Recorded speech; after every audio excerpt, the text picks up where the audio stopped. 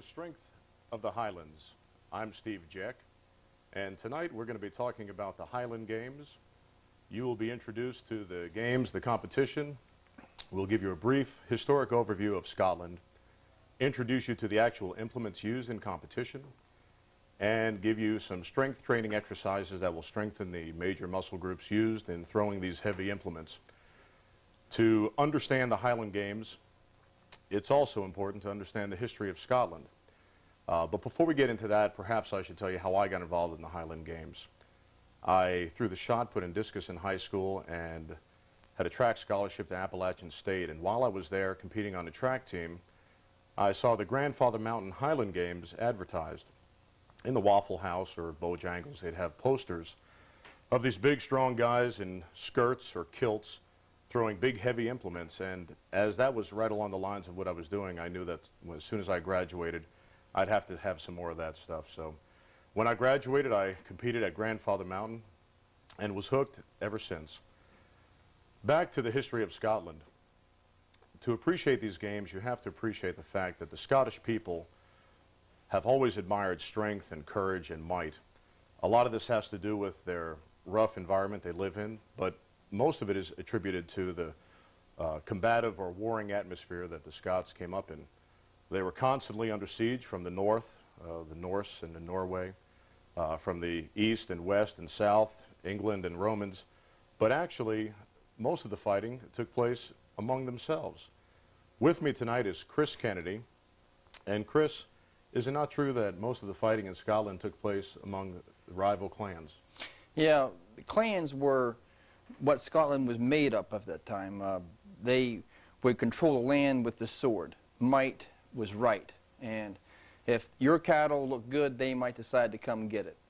And their reputation for fighting lasted right up until this century. In the First World War and the Second World War, they had reputations. They were referred to as devils in the dresses, ladies from hell, and when the Germans saw them coming, they knew a fight was at hand. Yeah, but Steve? That's interesting, Chris. Now, when I say the Scottish people have placed a premium on strength, which is actually easier to do than say, I didn't just read that in a book. I've been to Scotland twice, in 1993 and just this past summer in 1995. And I'm actually co-authoring a book. I don't know if you could see behind me here, but this is actually the Inverstone, which is part of Scotland's culture. The Clochcuid Fear, or Inverstone, is a large stone that you'll find in many of the villages, and it was a local legend that for a youth to achieve manhood, he would have to hunt down and lift one of these stones. If he was successful, he would get a feather for his cap or his tam.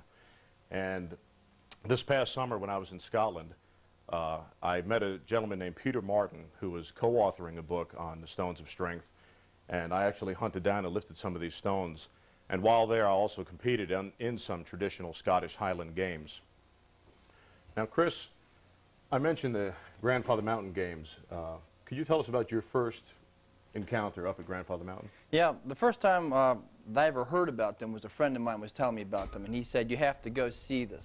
Thousands of people walking around in kilts, bagpipes being played, people throwing logs, and I said, throwing logs, so I had to go see that. And we took some camping gear, and we got there early, and we found a camping site. We pitched it up. We stayed for 2 days, and it was 2 days of partying, really, and it was a lot of singing going on, and I've been going back ever since. Every year I go back. So now it's a family thing with my wife now. We go, and there's lots of other, we see the same people at all the games we go to.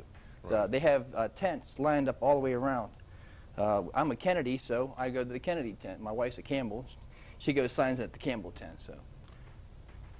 Speaking of family connections, at home you may notice that I'm wearing what has been referred to as a skirt. This is actually a kilt. I am wearing the traditional McNeil tartan. My wife, Kathy Jeck, her maiden name was McNeil, and this is the McNeil tartan. And in ancient days, you could get permission from the king or chieftain to wear the tartan if you were marrying into the family, and that's actually what I did, so I have permission to wear the McNeil tartan. We've strayed a bit, Chris, but getting back to the combative history of Scotland, rival clan would fight rival clan. That's right. Now, the king or chieftain, wanting to surround himself with the strongest and toughest men around, would come up with different feats of strength that these men could prove themselves with. As you can imagine, when it came time to fight and his life was on the line, Right. he wasn't hunting down the poets or the scribes. Now, he wanted the biggest, strongest guys. And not just strength, but speed was important, as his footmen, or the gilly ruath in Gaelic. When we come back from our break, we will introduce you to the actual implements thrown in the Highland Games, show you some modified technique that we can on this stage, and introduce you to some strength training as well.